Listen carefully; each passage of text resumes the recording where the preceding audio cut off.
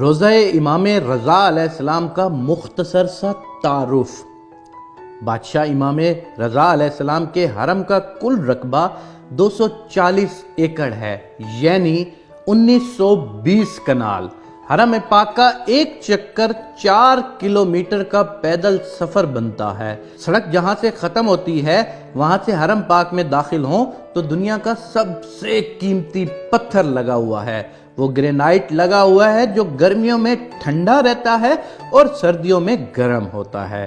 صحن کے باہر جو ابتدائی دروازے ہیں وہ اتنے قیمتی لکڑی کے ہیں جو دنیا کے کسی بھی بندے کو دستیاب نہیں ہیں۔ پھر جب صحن ختم ہوتا ہے تو آگے شروع ہو جاتا ہے حرم۔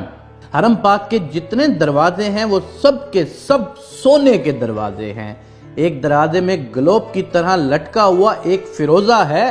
اس فیروزے کے بارے میں حرم کی کتاب میں لکھا ہوا ہے کہ پورا ایران برباد ہو جائے اس پتھر کی قیمت سے دوبارہ آباد ہو سکتا ہے۔ بادشاہ رضا علیہ السلام کے مہمانوں کے لیے جو سبیلے ہیں وہ سونے کی ہیں اور جو پینے والے برتن ہیں وہ چاندی کے ہیں۔ جو ہی صحن ختم ہوتے ہیں آگے جوتے اتارنے کی جگہ ہے۔ جدھر زوار اپنی جوتیاں اتارتے ہیں وہاں پر میرے بادشاہ کے 8000 نوکر کھڑے ہیں۔ اور یاد رکھنا وہ دنیا کے کوئی عام بندے نہیں ہوتے کہ جو بے روزگار ہوں اور چلا جائے اس کام کے لیے۔ ان میں 90% لوگ ایران کی فوج سے ریٹائرڈ میجر، جنرل، کرنل اور بریگیڈیئر جیسے افیسرز ہیں۔ وہ ریٹائرمنٹ لے کر درخواست دیتے ہیں کہ ہمیں پینشن نہ دیں، بادشاہ رضا علیہ السلام کے زواروں کی جوتیاں اٹھانے کی نوکری دی جائے۔ دنیا کا کوئی 7 سٹار ہوٹل اتنا خوبصورت نہیں جتنا بادشاہ رضا علیہ السلام کے لنگر خانہ خوبصورت ہے۔ جہاں تک میں نے ایک عالم دین سے سنا تھا کہ وہاں پر زوار کی عرش کے فرشتے مہمان نوازی کرتے ہیں۔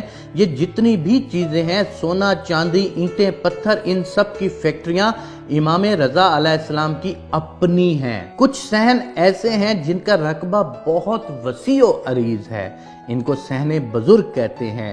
اذہان میں جو بزرگ، ضعیف یا معذور زوار مہمان آتے ہیں ان کے لیے صحن میں امام رضا علیہ السلام کی گاڑیاں کھڑی ہوتی ہیں، اس لیے کہ میرا زوار چل نہیں سکتا، اسے سواری پر لے کر آؤ۔ 3 منزلوں پر محیط ہے میرے بادشاہ رضا کی زری مبارک۔ ان تینوں منزلوں کی زیارت کی جاتی ہے۔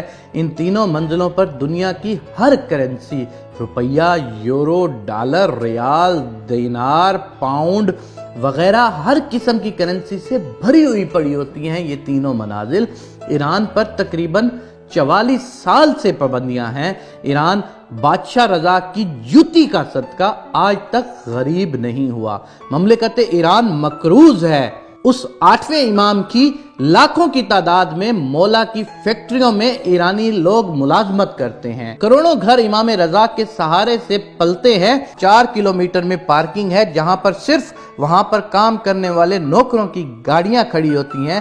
یہ ہے ایک مختصر سا تعارف جناب امام رضا علیہ السلام کا جو 8ویں امام ہیں۔ ایران پر 44 سال سے پابندیاں ہیں، لیکن اس ایک امام کی زیارت کے لیے پوری دنیا سے لوگ جو آتے ہیں ان کا دیا ہوا اتنا کچھ ہوتا ہے، امام رضا کی برکت اتنی ہوتی ہے کہ پورا ایران کبھی بھی غربت میں نہیں جا سکتا۔